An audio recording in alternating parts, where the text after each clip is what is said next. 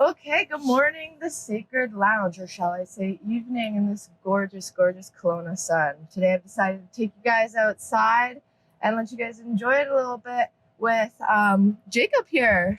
Hi. So he is a local author in Kelowna, and he's going to tell you a little bit about the book he's creating. Yeah. My name's Jakub Ferencik.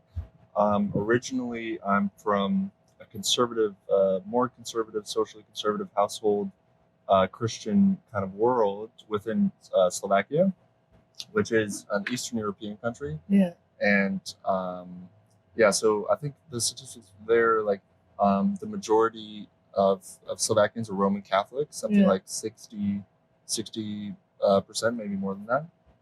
So my upbringing was very religious, and Okay. hence I have this perspective on religion that now I've abandoned it um, uh, as of 4 years ago, Okay. and within culture I've been seeing that debate is often very heated with people that oppose one another on social issues, human rights issues, and all this. Totally. And so I kind of decided that a book with like a fresh perspective um, on these topics would be necessary. Which is Yeah. the title of the book is "Up in the Air: Christianity, Atheism, and the Global Problems of the 21st Century." I like that. Yeah. Yeah. So thank you. Yeah. So it's up in the air, as in is kind of the theme of the book, which is Okay. up in the air, debatable. It's undecided. We don't know. Which is Yeah. kind of the theme of the book is. As an intuitionist, I would call myself as someone who believes that intuition really drives most of our decision making. Oh, totally. I completely agree with you. Mhm. Yeah.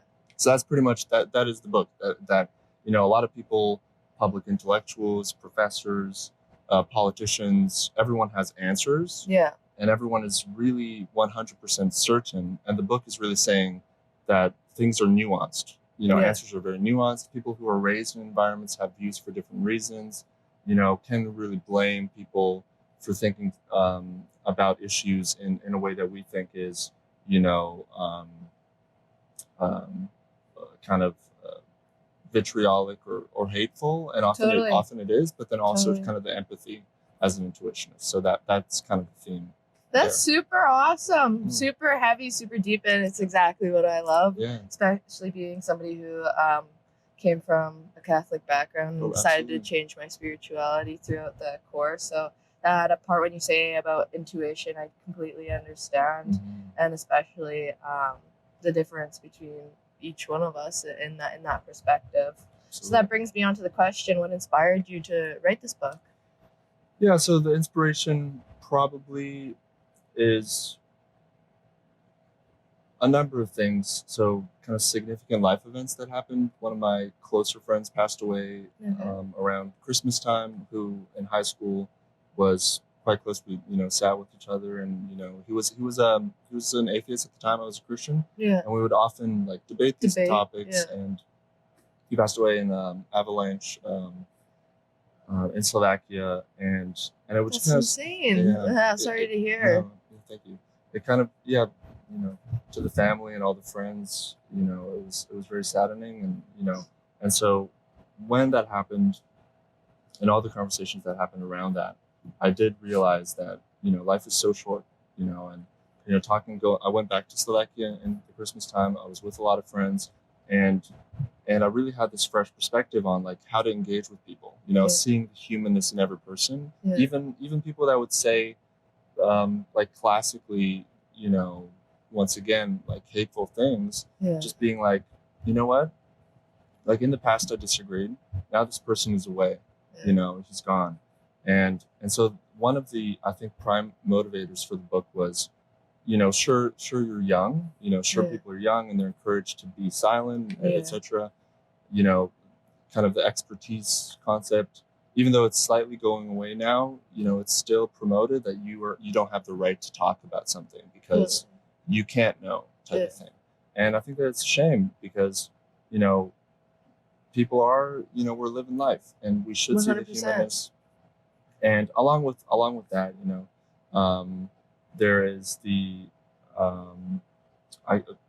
intellectuals that have really shaped me, from an early age, like such as C.S. Lewis, Clive Staple Lewis. An English, are you familiar with him at all? English professor. Not particularly, but I definitely will. I'm super interested in. He wrote Narnia. The Chronicles of Narnia, yeah. So he was also a Christian apologist, incredible writer. I moved to Oxford because of him back 4 years ago. That's crazy. Yeah, and so having him and kind of like seeing people, something about people who spend a lot of time diving deep into issues and then having explanations, having nuanced positions, something about that is really admirable, and also it bridges gaps. So C.S. Lewis and Sam Harris, another intellectual that I found profoundly impactful to me, a neuroscientist, philosopher, Stanford, UCLA educated. He's also like this. He talks long format conversations, which I love, with people he disagrees with. And I thought that, in a world where everyone is quick to judgments, opportunism is really popular. Totally. Clickbait articles are huge, like Fox News, CNN, 50-second interviews are ginormous. In that world, sitting down and having long form conversations is just a breath of fresh air. Oh, completely. So that is kind of these 3 parts, I would say, big inspirations for the book. That's so incredibly awesome. Thank you for sharing those parts of it. And I've gathered, like, it's incredible how you've used these life events to pursue your aspirations and allow it to inspire you instead for a lot of people to go the opposite way. So it's super cool that you could allow these events to really change your perspective and allow you to learn and share.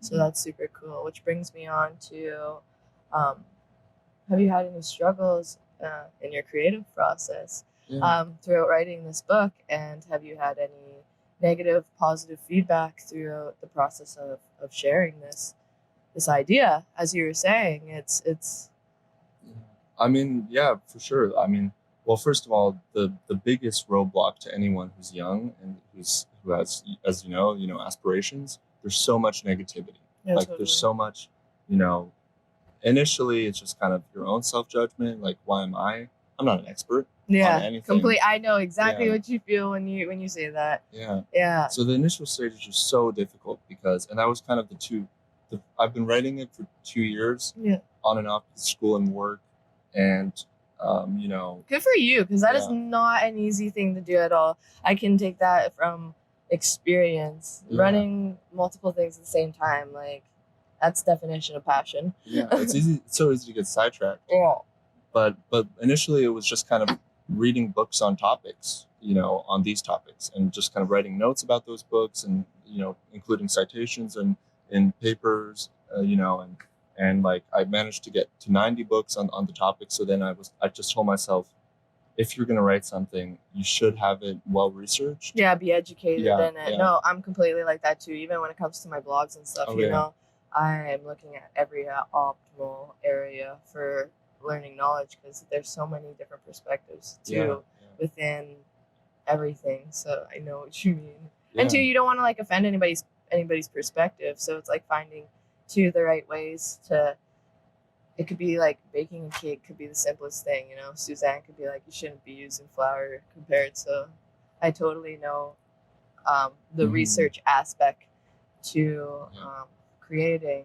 It's very, very important, I find, as well. Yeah. So exactly. That negativity, it's you have to, I think, pretty much say, well, support groups and like close friends are so instrumental to, having people that pretty much lie to you. Yeah. Pretty much. They say, false confidence. Yeah, a little bit. That stuff is really helpful. Well, it doesn't have to be lying. It could be actually believing, but then also not having enough knowledge. No, totally. Having like encouragement, people who genuinely support you, having a good support system compared to, I get what you say there.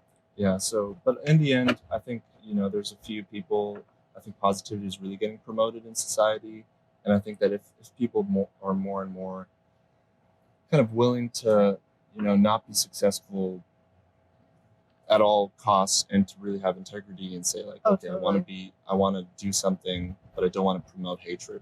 You know, being successful and all the whilst promoting hatred is not really success. You know, No, and people like Candace Owens and these type of like, they do it and they are successful and it's easy. And they're humbling, probably too. Yeah, absolutely. I mean, they're smart people, and so yeah, the negativity. Yeah, it's definitely I like I said, especially even being through social media and stuff like that, we get it all the time, where you're consistently pushing forward. But too, I find that has to come with a deal of like people seeing your success. You know what I mean? So it's like, if there's a perspective I could give, allow it to feel your fire a little bit, because it knows that you're on the right track when people and like, it's a really weird way, I guess, to think about it in that sense. That's how I guess I always try to foresee it, to allow that creativity to keep flowing and not allow it to overcome more. Yeah, or like penetrate even any sort of thought patterns, because I know exactly, especially when you're passionate about something, when you put something from your heart, it's you're vulnerable, you know what I mean? So it's a little bit of that too, to go alongside it. So it's like, how dare you say anything? I put all this work in, you have no idea. So I can relate from all perspectives in that sense, which brings me on to in the process of writing your book, how'd you come up with your title? What made you decide Up in the Air? I mean, I think it was Up in the Air, I think was a movie, not the title of the movie, but I remember seeing like a sky kind of frame, clouds, and I remember just thinking like, up, something about that, and I was like, you know what, that is a cool title, Up in the Air. I don't remember like when that happened, but I remember that was like initially the title of the book that I was considering was Focusing on Things That Matter, Reasons to Forget Christianity. Oh, interesting. That's quite thorough too. Yeah, like but more and more I was writing the book, I was realizing that it wasn't really about reasons to forget Christianity. I didn't want people to forget Christianity. I wanted more people to understand where socially conservative Christians are coming from and how to compromise mutually. You know, how Christians should look at the other side as well. Yeah. And say the balance and perspective of sides. Yeah. So yeah, the book title. Excuse me. So the book title, it's kind of like that. Yeah. I had like a lot of drafts, and obviously I just, bombarded all my friends being like, which one is best, yeah, totally. So popularity vote, and pretty much it was unilateral. Like that title was in the end the best. So totally, and it's so smooth. Like when you came to me with the book and summary, I was just like, it's perfect for even the perspective, because it's like, it's really like to be read with an open mind. It's up in the air, you know what I mean? You can feel however you want about it regardless. So it's a really cool way of connecting that through title, I guess, as well. So brings me on to, what are 5 positive things that you loved about writing this book, and what are 5, you can actually do 2 negative things and 2 positive things about the book. Yeah.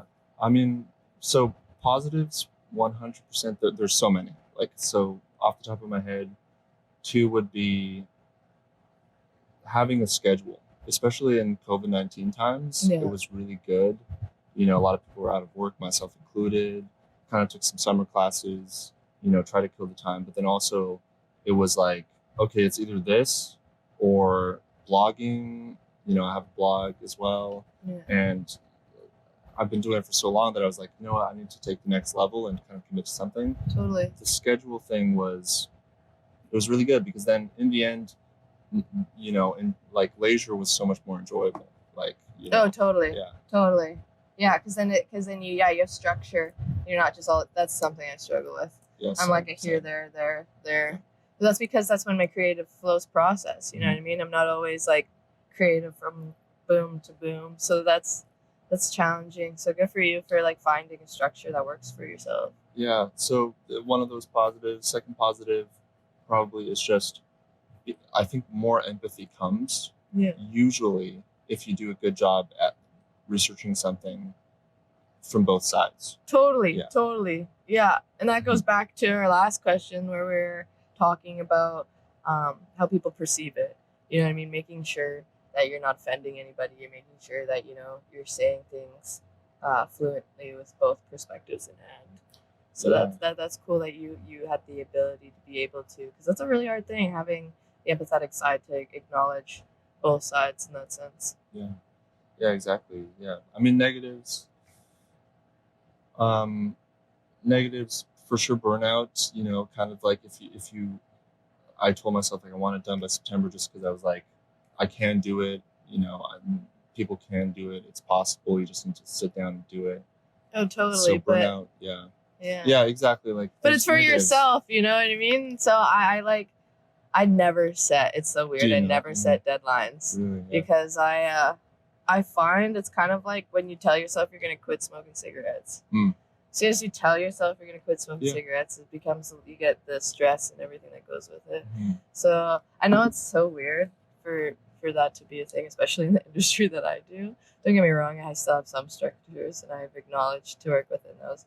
But really keeping myself accountable and being like, okay, Paige, this is your day, you know what I mean? Especially through like being a social media manager, there's certain things that have to be posted consistently every day. But allowing myself not to feel pressured by a certain time. Like I allow myself to give me the benefit of the doubt before I you know what I mean? And then that's when I start putting structures in, is when I'm like, okay, I parent myself a little bit.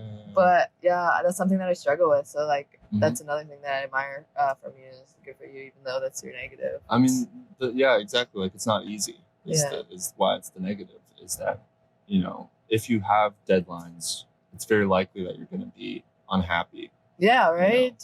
Well, because then you're like, you always feel like you're pressured to I gotta do this now, and it never seems to be the right time. Yet you're never being able to be present with those things because you're so consumed in when, and then by the time you get there, you're so over, there's so much sensory overload from, see, touch, smell, do of this negativity that you've already consumed yourself in. By the time you get sat down, you're just like, oh, I don't want to do this. Yeah, I mean, then you feel even more stressed because you're like, now I feel like I have to, and then that's not fun anymore. So I totally, making your passion not feel like a fucking job is hard sometimes, especially when not all aspects of anybody's passion, period, are always going to be fun. You know what I mean? There's always going to be aspects of it that you're like, I don't really like this as much. I mean, that's such a good point, because I think people who are in creative fields, what at the beginning compels them to do it is just passion. Totally. You love playing music, you love talking to people, you love modeling and this stuff. Yeah. And then you add all the factors into it. Yeah, totally. It's so hard. Yeah. I mean, negatives, there could be so many. Maybe like a brief one would just be, another one is it could be a negative and positive, as in you get exposed when you're researching something. You realize that you don't know, which could really harm your self-image. Oh, totally. Could point you to the other direction, but also it's so important to be humbled and to say 100%. You don't know. So yeah, totally. And then I think this brings me to one of my last questions, but most in-depth questions. Okay. When you wrote this book, what were you hoping people would get out of it? What were you hoping to share with the world? Yeah, I would say that I would want people to get rid of where society is headed. I want people to get rid of the notion that there are answers that apply to everyone, universally, on everything. I think that's, on some level, yes, there are answers that apply to everyone, such as, killing your spouse is definitely wrong. Yeah, totally. And sacrificing children. Yeah, there's a scale. But I think that especially philosophers, they have this conundrum thing that they can't get over, where they say, you have to have objective values, otherwise you have subjectivity, and then that's moral relativism, and then that's apocalyptic times, and Oh, it's the end of the world. yeah, I can see that perspective too, even because Okay. of how I guess Catholic upbringing. Yeah, so that's really interesting. Yeah, like you could say that absolutely, and like to some extent it's true, but that argument has been played out so many times, to everything from teen pregnancy, to illiteracy and all this from early on. These kind of myths are promoted, and people have these doomsday arguments, is what people call completely. them. I think it's just the lack of our brain's not big enough. We don't have a big enough perspective that it always goes to this what is it called? Clear to chaos. Okay. Not clear is not the word that I'm using. Yeah. But it's working always to chaos. Yeah. It's like a type of entropy where you're just like consistently like mind state a little bit. Yeah. So I feel like that's too has to do, like, that perspective at least has to do with a little bit of small-minded thinking. 100%. You know what I mean? Not being able to think past the doomsday, past it always has to end in like I said, to chaos. Always moves from calm to chaos. Like the unknown is scary. Yes. Mm-hmm. And my experience. So it has to be bad. So it has to, like, actually. if you take out, because like I feel most people who prophesize, we're always in complete balance. It's like the perspective is everything is complete balance. So when like you take all these factors, or you push different things onto that perspective, it's like, oh, well, then you have this complete contrast here, or you have this complete contrast here. When like it doesn't necessarily. I get what you're saying by that. Yeah. So that's a really cool perspective that to hear, because that's something that I think about through my spiritual meditations. Absolutely.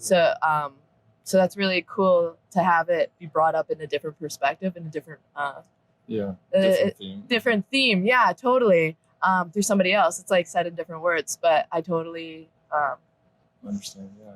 Can absorb what you're saying there in a completely different perspective. It's just interesting. Mm-hmm. Exactly. Well, because my experience is that the more you read, the more conversations you have, the more places you travel to. Yeah. Experience. The more things you experience. More things you experience, the less you know.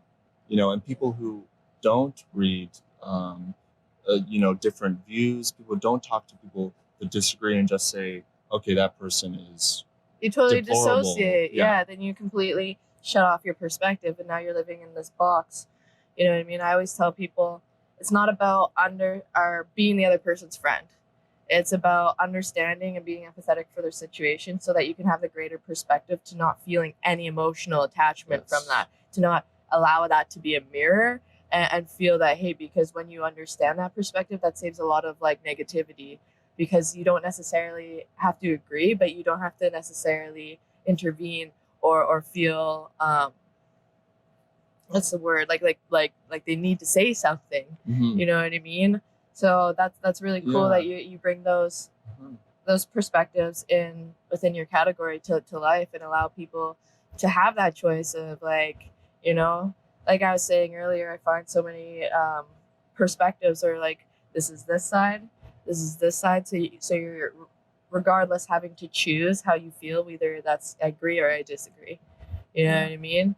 And then it's okay, what's the next part from that? Now that you agree or disagree, what are you going to do with that information? A lot of people just kind of, well, it's pointless to me, so I'm going to throw it away. When it's not necessarily pointless, you know what I mean? It may be relevant information in the future.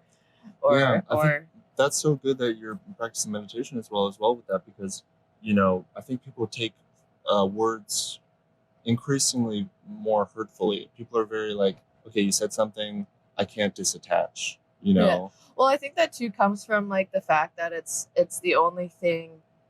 This is gonna sound really weird. That comes from me to you. You know what I mean? I could be like, F you, and walk away and be completely detached from that emotion. But now you have to sit with that, because it's like a gift in a really weird way. It's something that I'm giving you without being physical, but it's impacting you.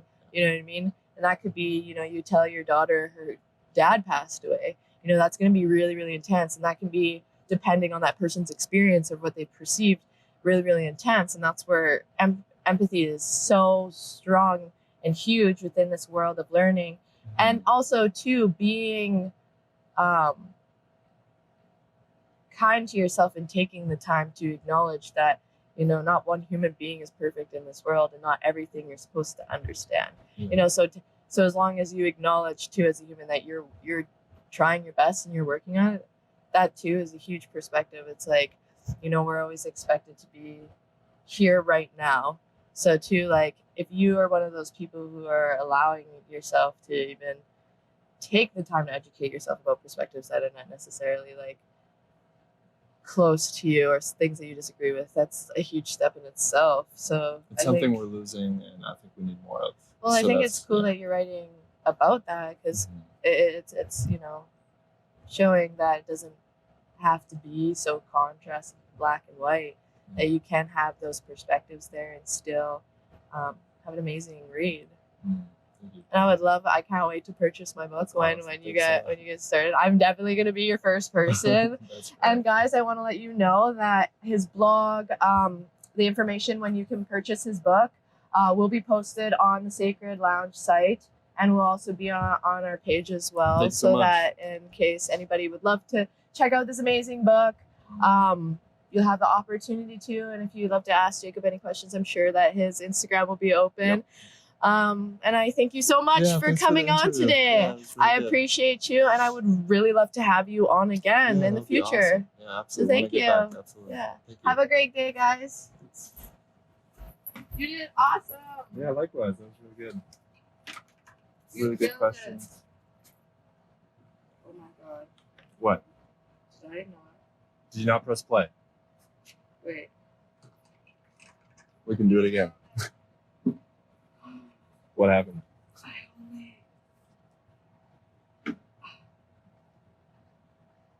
We can do it again. No. Now we did a round, a practice round. So wait, might not have.